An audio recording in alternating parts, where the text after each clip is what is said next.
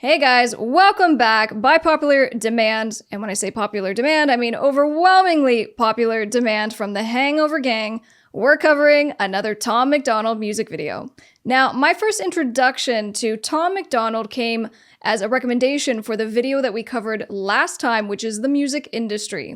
And from that, we got into a lot of great discussions about how the music business works, Tom's perspective on why he stayed independent, and really why he doesn't like record labels and why he probably is never going to do a deal with a record label. Since the release of that first video, it's been very fun because I'm interacting with a lot of fans in the comments, and you guys are letting me know not only recommendations of other videos that I should cover, but also helping me to know more about Tom, about his working relationship and personal relationship with Nova, how they do all of this themselves. And again, it all just goes back to why I started this YouTube channel. I want to empower other artists to stay independent, to take their careers into their own hands, and I feel like Tom definitely stands for that. Feel free to continue giving me those music video recommendations of what I should react to, whether it's Tom, whether it's Nova, and then some of you have these beautiful stories of kind of why you love Tom, why you support him, so feel free to share that as well down in the comments. With that being said, today I'll be reacting to Tom MacDonald's I Don't Care music video.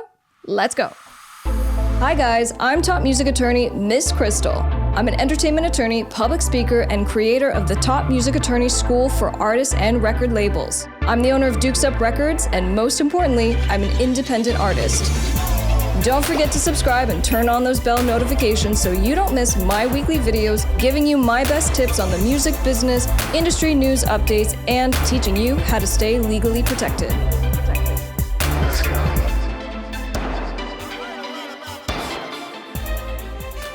Honestly, I'm sick to death of hearing the complaints. Everybody wants to tell me how I've changed. I think somehow I'm responsible for bodies filling graves. If I made the songs they wanted, were they fans I could have saved? Man, that's a lot of weight. I thought it would be. His line, I'm tired of people telling me that I've changed. You hear that so often with artists when they start to achieve a level of success. And that often is coming from the family and the friends of the person. And it'll be a negative thing. It'll be because people just don't get it. Why are you doing this? And even, when family and friends challenge you as an independent artist, you're never going to make it. Get a real job, right? Get that 9 to 5. And understanding the level that Tom's at now, I think he probably had to go through a lot of that. Great to entertain, and now I understand why mumble rappers say the things they say. They don't want any obligation to the fan base they create. I guess my morals won't allow me to be famous if it's fake. I barely made it. I was living in the ghetto, always praying my potential wouldn't go to waste before I could escape it. I just had a mental breakdown, rent was due, I couldn't pay it. Killing roaches, scraping guts off all the plates and being patient. Living in a hood. He's talking about just the struggle of when he still had not made it. And however he defines that, maybe that's a financial thing, right? So now he's able to pay his bills and he has a career. And the point just being, he's obviously at a place now where he defines himself as successful. And for other artists, it's simply that I just want to do this as my full-time job. I don't even care that I'm making a lot of money.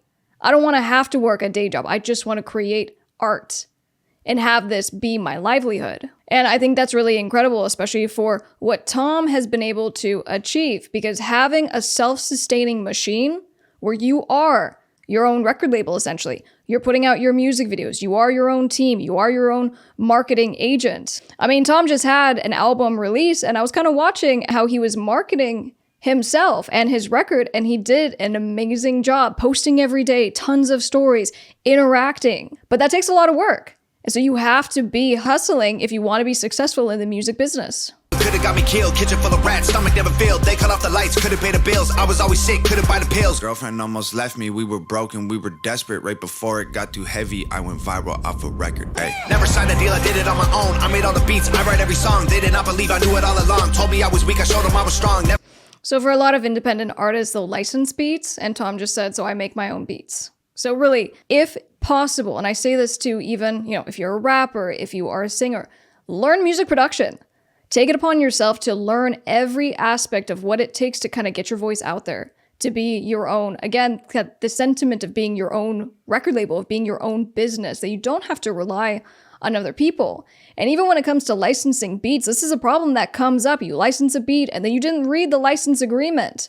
And now you have to renew, or there are additional fees, or you're not even supposed to use the beat in your music videos. A lot of problems can come up. So whenever you can actually make your own music and own it 100%, that's the way to go. I should have bet against me. Thought my anxiety was gonna wreck me. Thought my depression would get in my head for a second and leave, but it never left me. Everybody says I changed up. Cause I had nothing and I came up. Now I'm someone they're afraid of. So say some, whoa, hey yo, everything you say, bro, I don't care, no, I don't care, bro.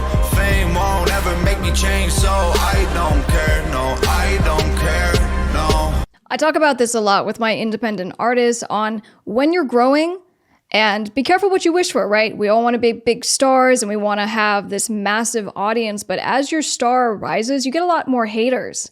You get the good and the bad. So something that is really helpful to learn early on in your career is that you got to be able to kind of just super focus on creating your art, being your genuine artistic self, but you can't listen to the hate and you can't listen to the good stuff. Don't let your head get kind of blown up because it backfires in really bad ways. So if you kind of get that security early on in your career, as your star rises and now more people are kind of gunning for you, well, now you have that certainty and that confidence in yourself and you kind of just shut out the noise. And it's just about creating your art and staying true to yourself.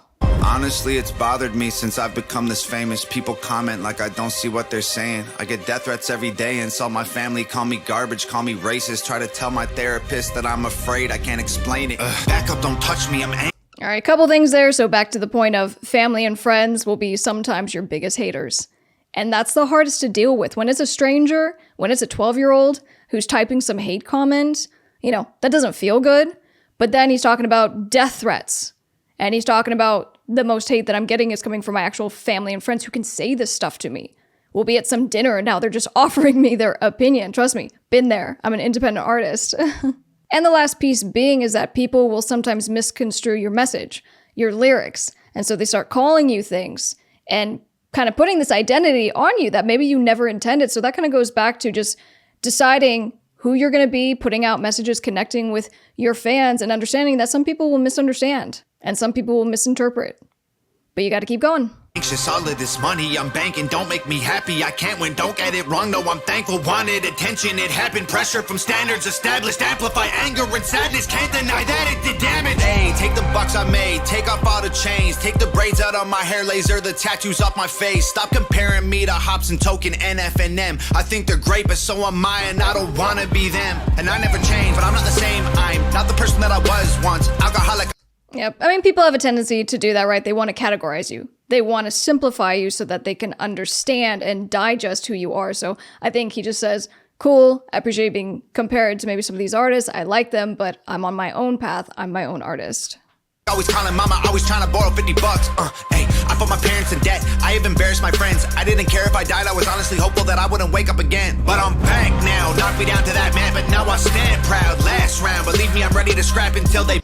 Earlier he was talking about talking with his psychiatrist or psychologist. So he referenced basically getting help. And he goes, he's kind of struggled with some things and he didn't want to go any further. He didn't want to wake up. And that's so common for, I think, everyone at some point in their lives, but especially for creators, people who are just kind of like up in their feelings a lot. And I think getting help is a huge piece of kind of this human evolution, but your artistic evolution and being able to channel, negative feelings, anger, suicidal thoughts. I mean, all these things, if you can put it into an artistic medium of expression that you can connect with people, then those people, they need you. And you can help them. And by doing that, you help yourself. But to his point, if you can get help from a professional, if you're struggling, something I absolutely recommend and have even pursued myself. Back down. Doctor gave me pills, told me I was sad. Never took them though, threw them in the trash. Made a couple mil, money doesn't last. Trying to smile a bit, living in the past. Everybody says I changed up. Cause I had nothing and I came up. Now I'm someone they're afraid of. So say some, whoa, hey yo, everything you say, bro, I don't care, no, I don't care, bro.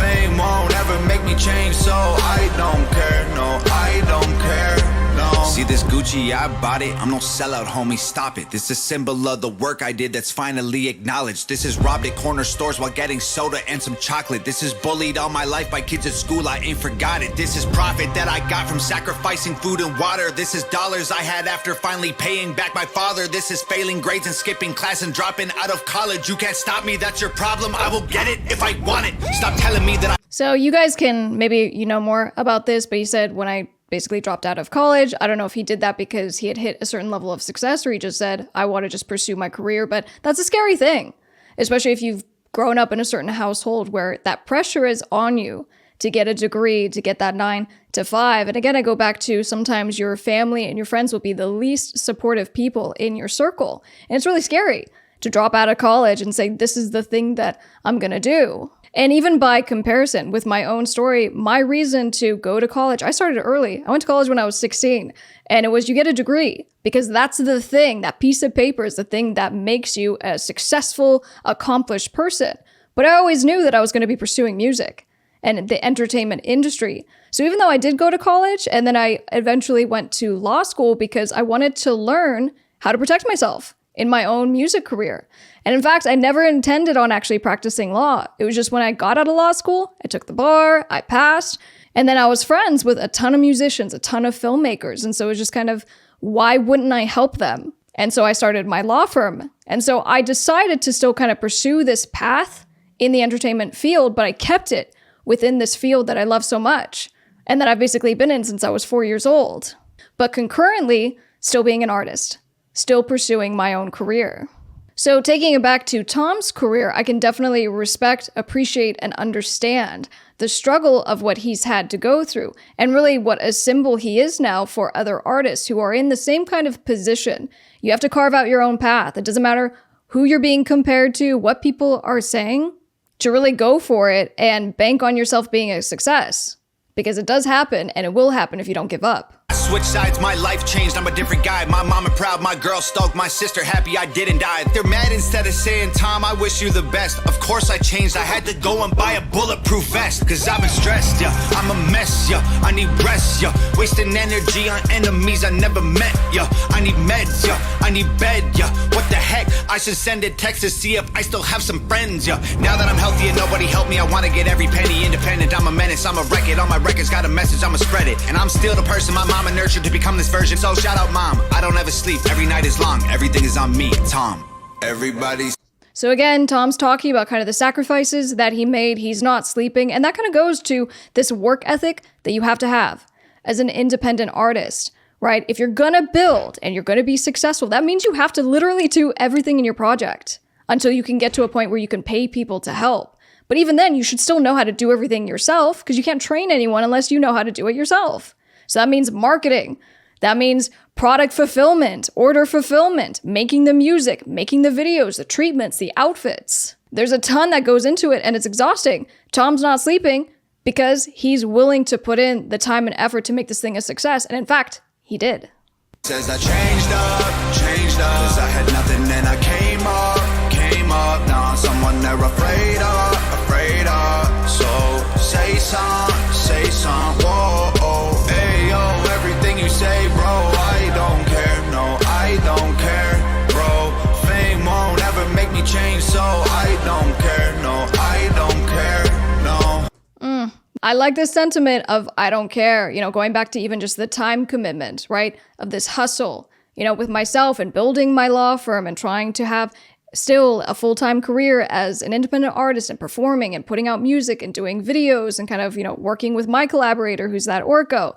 You know, it's a huge investment of yourself, of your emotions. But then on top of all of that, you're dealing now with other people's opinions. And we go back to as your star rises, you get a lot more criticism and dissecting your product, your music. And so it's not so much necessarily that I just don't care because people have feelings, right? It hurts to read angry things from people, but it's more of just deciding that you're not going to give space to other people's opinions, whether they're good or bad.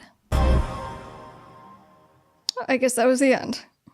Well, we made it to the end that time. There were a few comments from you guys because I cut it off a few seconds early on the last video. Didn't want to do that again.